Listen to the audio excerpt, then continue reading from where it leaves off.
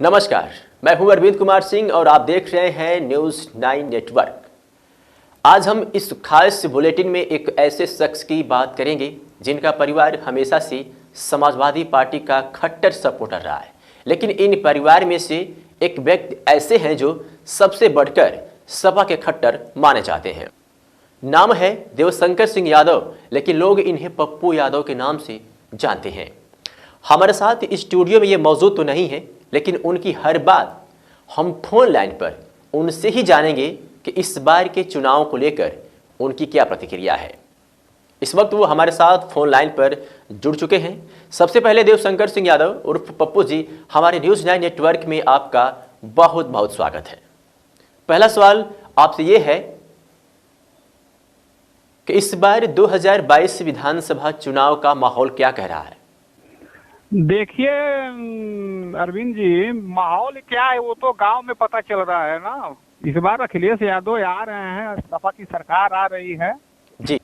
अखिलेश और मुलायम में दोनों ने सरकार चलाई है। अखिलेश यादव और मुलायम सिंह यादव ने दोनों ने उत्तर प्रदेश में सरकार चलाई है। किसके कामों से ज्यादा प्रभावित हैं आप? देखिए, वो तो नेताजी अपने समय में जो सरकार चलाए थे वो भी सरकार गरीबों के लिए थी, दलितों के लिए थी, पिछड़ों के लिए थी।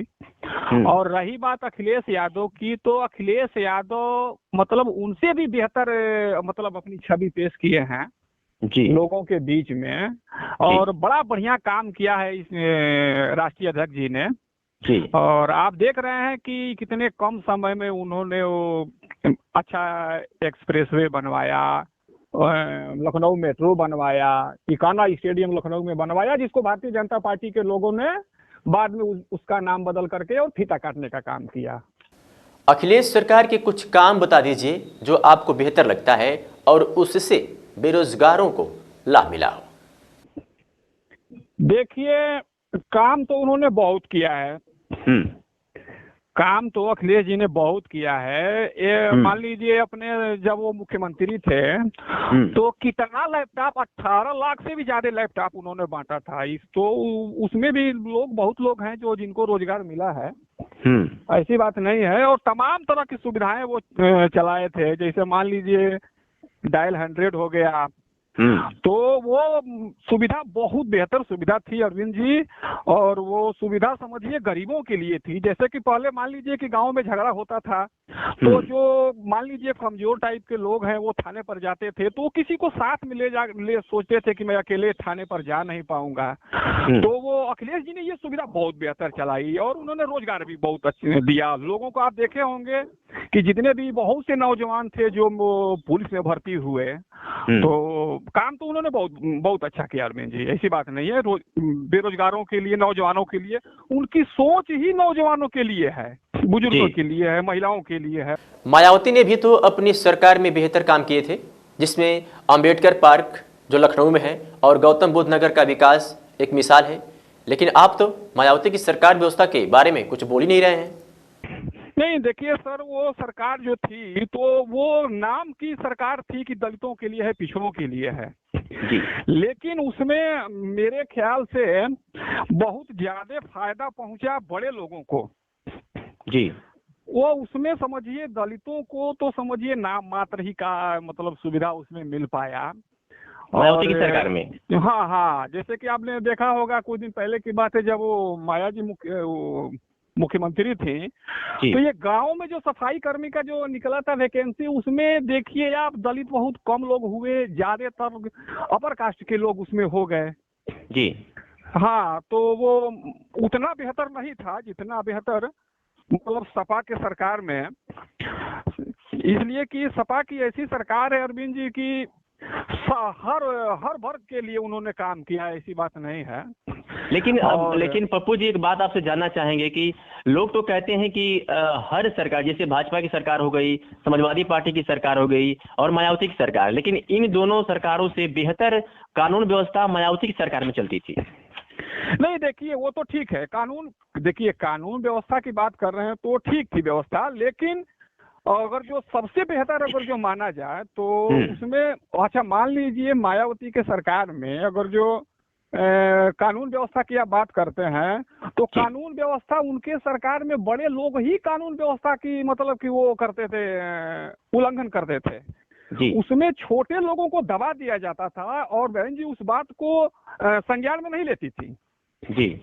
और अखिलेश यादव की सरकार में ये है कि आप तुरंत फोन कीजिए उनके, आपने देखा होगा आपका चैनल बहुत बड़ा है, आप सच्चे पत्रकार हैं आप लोग तो देखा होगा आपने कि कहीं भी अगर जो गांव में भी हम तो गांव खेतों से मतलब कि भाई हैं तो यहाँ तो माहौल में जानता हूँ छोटे छोटे चीजों को लेकर के, और वो मान लीजिए कोई झगड़ा हो गया फिर वो अब समझिए बहुत अच्छा डायल 100 व्यवस्था अखिलेश जी ने जो चलाया था वो गरीबों के साथ बिल्कुल न्याय था। जी पप्पू जी, भाजपा भी तो लोगों को मुफ्त में राशन वितरण कर रही है, सिलेंडर दे रही है, सिलेंडर दिया भी है, शौचालय, किसान सम्मान निधि वगैरह सब फायदा दे रही है, इस पर क्या कहेंगे? अरे भाई भाजपा तो मान लीजिए शौचालय दे रही है लेकिन उस पर पानी कहाँ से आएगा आप बताइए? जी पानी कहाँ से आएगा? और जो राशन की आप बात करते हैं जी ये भारतीय जनता पार्टी इतनी होशियार है जी कि आप मान लीजिए हम लोगों को यूरिया पहले मिलता था मान लीजिए 50 केजी, मान लीजिए नहीं सर वो क्या बोलते हैं 50 किलो की बोरी ही आती थी जी। और भारतीय जनता पार्टी ने कितना होशियारी से उसमें से 5 किलो यूरिया चुरा लिया। अच्छा। और 5 किलो यूरिया चुरा लिया लेकिन दाम तो नहीं घटा यूरिया का। तो दाम तो नहीं घटा ना यूरिया का सर जी। और मान लीजिए 60 रुपए का सड़ा हुआ गेहूं दे करके और 250 रुपए का मोदी जी का वो फोटो वाला झोला जो दिया जा रहा है जी, वो समझिए किसान वो गरीबों के हक में वो सुविधा ये अच्छी नहीं है सर। आपको मिला है कि नहीं? नहीं देखिए भाई एक बात मैं बताऊं, हम लोग मतलब वैसे नहीं हैं जी। हम लोगों का यही ध्यान होता है कि जो मान लीजिए कमजोर हो, जो थोड़ा दबा हो गाँव में, भाई उसको पहले सुविधा मिले। जी हाँ आप एक किसान हैं, किसान सम्मान निधि का फायदा उठाया कि नहीं अभी आप तक? देखिए मैं अपना अकाउंट नंबर भी आप कहेंगे तो मैं आपको दे सकता हूँ। मैं कई बार अप्लाई किया था लेकिन हमको वो मतलब कि अब पता नहीं भारतीय जनता पार्टी को यादवों से इतनी नफरत क्यों है, हमको वो सुविधा नहीं मिल पाया आज तक। क्या यही वजह तो नहीं है ना कि आप भाजपा से इतनी नफरत करते हैं कि आपको किसान सम्मान निधि का लाभ नहीं मिल पाया? नहीं सर, हमें ही नहीं, हमारे साथ बहुत ऐसे मतलब कि परिवार हैं, नौजवान हैं जो घर है गांव में, उनको नहीं मिला है आज तक वो सुविधा। अच्छा। और वही चक्कर लगाते रहो तहसील का, तो कभी लेखपाल के यहाँ, तो कभी इधर उधर चक्कर लगाते लगाते लोग थक चुके हैं और इस सरकार से अरविंद जी बिल्कुल लोग ऊब चुके हैं। और समझिए कि जब इस बार 10 मार्च को जब आएगा ना तो आप देखिएगा भारतीय जनता पार्टी कभी यहाँ उत्तर प्रदेश में दिखेगी ही नहीं। क्या लग रहा है कि चाचा शिवपाल यादव अखिलेश यादव के साथ गठबंधन करके अपनी जमीन जमा लेंगे, या उन्हें एहसास हो गया है कि अखिलेश से अलग होकर हम कुछ नहीं कर सकते? नहीं देखिए वो तो देखिए अगर जो दोनों लोग अलग अलग थे अरविंद जी तो नुकसान तो दोनों को था जी, इसमें कोई दो राय नहीं है, नुकसान तो दोनों को था। और ये जो लोग कहते थे कि इन लोगों का घर चलाने का ही मतलब ये नहीं है, तो सारे पार्टी कार्यकर्ताओं में पूरी समाजवादी पार्टी में इसके लिए मतलब कि आप मतलब कि इसके लिए अब क्या हम कहें, बहुत खुश है समाजवादी पार्टी के जितने भी कार्यकर्ता है, सारे लोग खुश हैं। चाचा शिवपाल के अखिलेश के साथ जुड़ने से समाजवादी पार्टी को बल मिलेगा? हाँ बिल्कुल बिल्कुल बल मिलेगा। अभी हाल ही में अखिलेश से मिलने चंद्रशेखर रावण गए थे, आपको मालूम होगा कि अभी हाल ही में अखिलेश से मिलने चंद्रशेखर रावण गए थे, लेकिन अखिलेश यादव ने साफ तौर पर कह दिया है कि दलितों की हमारी पार्टी में कोई जगह नहीं है और ना ही उनकी आवश्यकता है। किस नजरिए से देखते हैं इसको? नहीं देखिए वो तो देखिए अगर जो दोनों लोग अलग अलग थे अरविंद जी तो नुकसान तो दोनों को था जी, इसमें कोई दो राय नहीं है, नुकसान तो दोनों को था। और ये जो लोग कहते थे कि इन लोगों का घर चलाने का ही मतलब ये नहीं है, तो सारे पार्टी कार्यकर्ताओं में पूरी समाजवादी पार्टी में इसके लिए मतलब कि आप मतलब कि इसके लिए अब क्या हम कहें, बहुत खुश है समाजवादी पार्टी के जितने भी कार्यकर्ता है, सारे लोग खुश हैं। चाचा शिवपाल के अखिलेश के साथ जुड़ने से समाजवादी पार्टी को बल मिलेगा? हाँ बिल्कुल बिल्कुल बल मिलेगा। अच्छा, बल मिलेगा उनको। अभी हाल ही में अखिलेश से मिलने चंद्रशेखर रावण गए थे, लेकिन अखिलेश यादव ने साफ तौर पर यह कह दिया है कि दलितों की हमारी पार्टी में कोई आवश्यकता नहीं है। किस नजरिए से देखते हैं इसको आप? नहीं देखिए सर ऐसी बात नहीं है कि वो चंद्रशेखर रावण गए थे मिलने। एक देखिए ये बात पहले उन लोगों की हो चुकी थी जी, चंद्रशेखर रावण की और हमारे राष्ट्रीय अध्यक्ष जी की बात हो चुकी थी। उन्होंने कहा था कि आपको मैं 3 सीटें दे रहा हूँ, आप वहां से चुनाव लड़वाइए अपने अपने लोगों को, और आपको एमएलसी बना करके फिर बाद में हम लोग मंत्री बना देंगे आपको। तो इसमें कोई बुराई नहीं है। और जिस समय मतलब कि लोग जुड़ रहे थे अखिलेश जी से, तो उस समय चंद्रशेखर जी को पता नहीं उनके मन में क्या था क्या बात नहीं था, वो मिले नहीं। और बाद में मान लीजिए जो पश्चिमी उत्तर प्रदेश में जी, आरएलडी के साथ मान लीजिए सपा का गठबंधन है, सीटें अब टिकट लोगों को दिया जा चुका है भाई। अब तो राष्ट्रीय अध्यक्ष जी एडजस्ट करने के, आज भी मैं कह रहा हूँ, आप बयान सुना भी होगा उनका, जी, वो बोल रहे हैं कि भाई मैं तो एडजस्ट करने की कोशिश की, लेकिन पता नहीं किसका फोन आया और वो किसकी साजिश है। अब भाई अब वही तो पता नहीं है हम लोगों को। चलिए, भाजपा में कुछ ऐसे नेता बड़े बड़े पदों की कुर्सियों पर विराजमान हैं, वो अचानक भाजपा छोड़कर सपा में शामिल हो गए हैं और कुछ अभी अपनी जमीन तलाश रहे हैं। ऐसे नेताओं के लिए क्या कुछ कहेंगे आप? और अगर ये सपा में आते हैं तो सपा को कितनी मजबूती मिलेगी? देखिए अभी तो मेरे ख्याल से सपा में स्वामी प्रसाद मौर्य आए हैं और दारा सिंह चौहान भी भारतीय जनता पार्टी को इस्तीफा दे दिए हैं अपने। अरे भाई देखिए वो क्या है ना, दारा सिंह चौहान बहुत पहले नेताजी के साथ वो अपनी मतलब राजनीतिक कैरियर शुरू किए थे जी, तो वो तो भाजपा में क्या, उनको तो मैं अपना मानता हूँ ना भाई। अच्छा, दारा सिंह चौहान तो समाजवादी पार्टी से ही अपना मतलब की राजनीति शुरू किया था। और स्वामी प्रसाद मौर्य ने तो बसपा से शुरुआत किए थे। हाँ वो उसमें वो कोई नहीं, लेकिन एक चीज है और सर की स्वामी प्रसाद मौर्य जी ने हमेशा दलितों की और पिछड़ों की मतलब की सेवा की है, उसमें कोई शक नहीं है। और स्वामी प्रसाद मौर्य पिछड़ों के बहुत बड़े नेता हैं। यानी कि उनको आने से समाजवादी पार्टी को बल मिलेगा? जी जी, क्यों नहीं बल मिलेगा एकदम। दारा सिंह चौहान के बारे में क्या कहेंगे? दारा सिंह चौहान की क्या कुछ आइडिया है आपके पास कि किधर जा सकते हैं?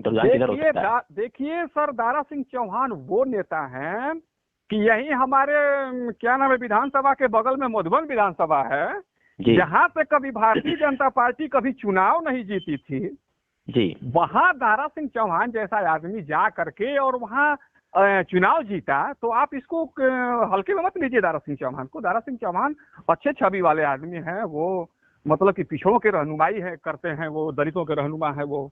लेकिन केशव प्रसाद मौर्य तो स्वामी प्रसाद की मिन्नतें कर रहे हैं और उनसे रिक्वेस्ट कर रहे हैं कि जल्दीबाजी में फैसला ले, पुनः भाजपा ज्वाइन कर लें। तो केशव प्रसाद मौर्य के बारे में क्या कहेंगे? हालांकि ओबीसी से वो भी आते हैं, अनुप्रिया पटेल भी ओबीसी से आती हैं।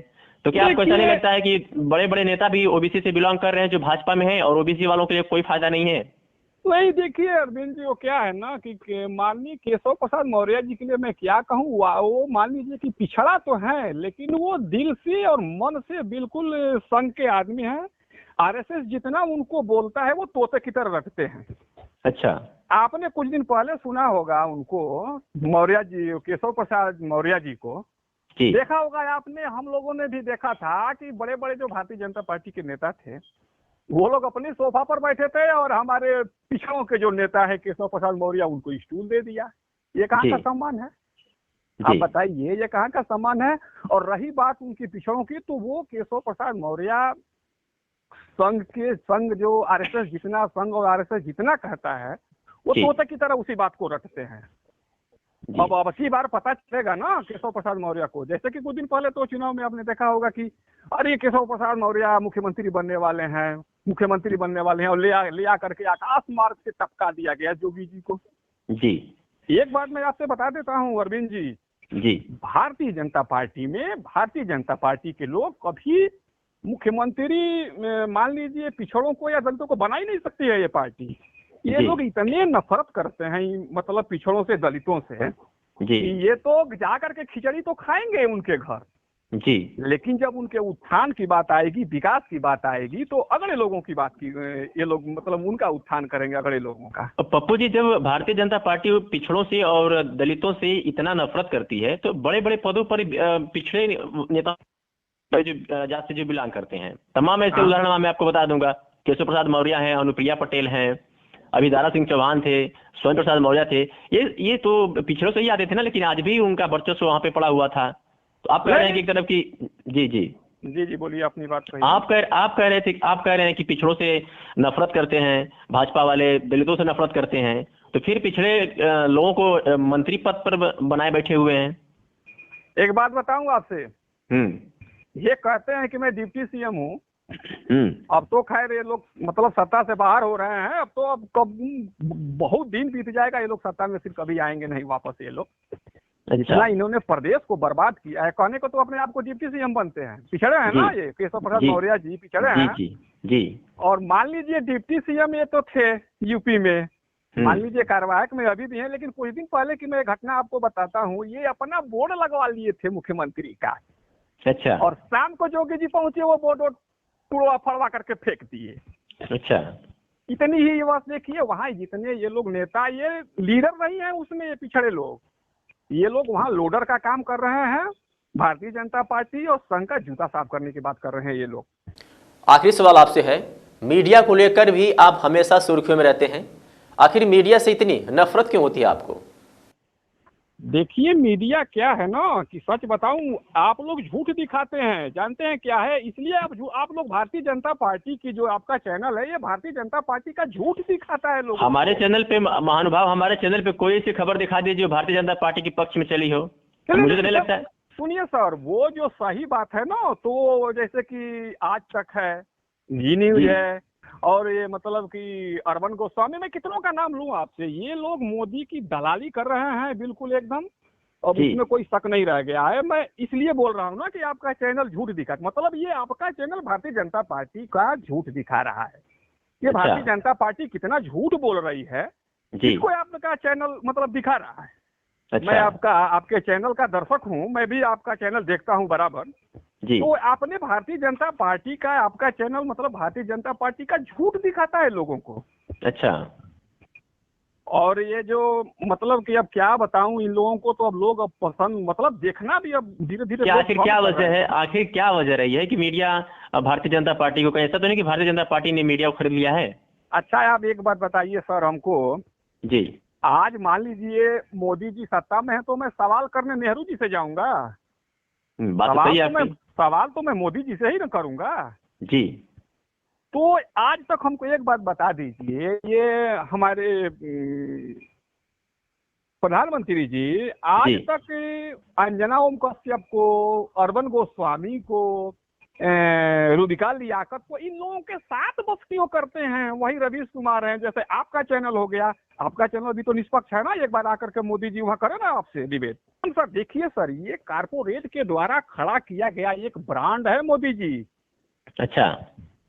जिसको बड़े मतलब कि अंबानी अडानी जैसे लोगों ने इनको एकदम बिल्कुल अपने कब्जे में ले लिया है, और देश को समझिए बर्बादी के कगार पर मोदी जी ले जा रहे हैं। और आने वाले समय 2024 में जी, इस बार तो मान लीजिए कि योगी जी बोल रहे थे कि हम जाएंगे अयोध्या से लड़ेंगे, ये तो गोरखपुर से बात आ गई सामने, क्या गोरखपुर से चुनाव लड़ेंगे? बाबा जी अब मठ में आ जाएंगे, वही अपना पूजा पाठ करेंगे। सर देखिए यही है, यही हकीकत मैं आपसे बता रहा हूँ। गाँव में आवा न के वोट देता इनके, हम बतावत हैं। अच्छा, गाँव में लोग बतियावत है, एकदम खोजा था लोग के गाँव में इनको वोट देने वाला कोई नहीं है, कोई नहीं है भैया। गांव में आए ना ये लोग, भारतीय जनता पार्टी के नेता और विधायक कूटे जा रहे हैं साहब गांव में। जी जी, बहुत बहुत धन्यवाद पप्पू जी आपका हमारे साथ, और हमें इतना कीमती समय न्यूज़ 9 नेटवर्क को देने के लिए बहुत बहुत धन्यवाद आपका।